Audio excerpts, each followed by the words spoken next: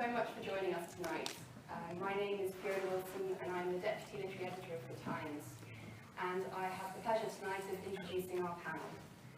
With me we have Sally Wainwright, the BAFTA award-winning writer and director behind To Walk Invisible, who has been bringing television drama to our screens for nearly 25 years. We're also joined by Faith Penhale, the programme's executive producer. And from the cast we have Chloe Pirrie, who plays Emily Bronte, Charlie Murphy, who plays Anne, and Finn Atkins, who plays Charlotte. Please welcome the panel up to the stage.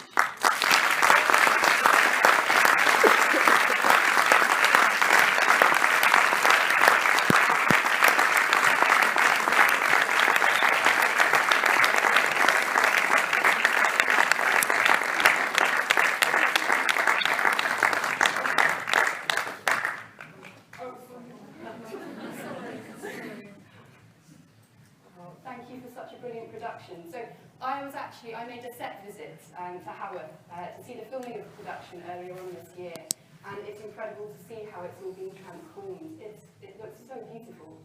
The first question I wanted to ask, and I'd like to ask this one to Sally and Faith, is how did this production come about, and what drew you to make a drama about Bronte sisters? Well, I was approached by Faith about 5 years ago to write drama. I mean, the idea initially was to celebrate the bicentenary of Charlotte's birth in 2016.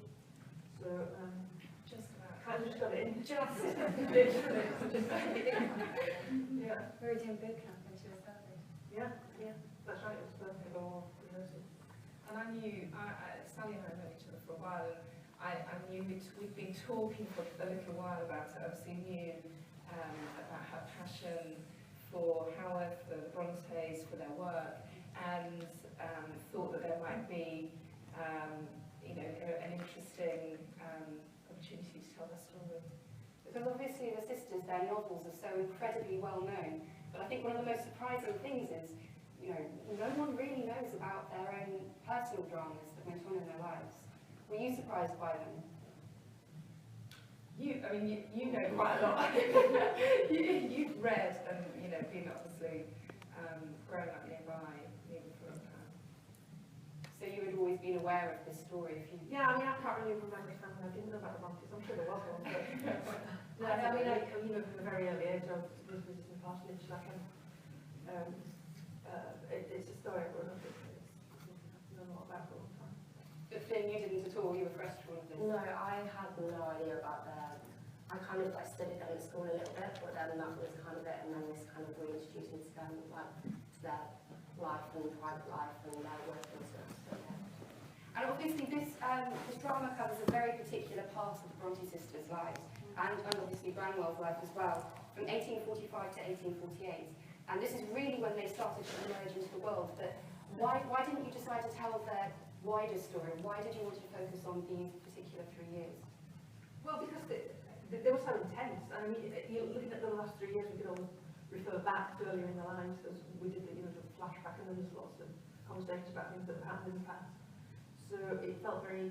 What was really interesting when really sat down to look at their lives was that last 3 years that I didn't really invent anything. I was, there was very little poetic license taken. That story is very much as it did happen in real life. So it felt like a really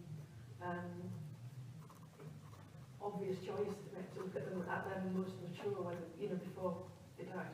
Well, but when it was odd that they were all back at home. They'd all been away doing other things. Charlotte had been away teaching. Anne had been away as a governess. Emily had been away briefly before she came back to be Patrick's housekeeper. Randall had been off being a tutor.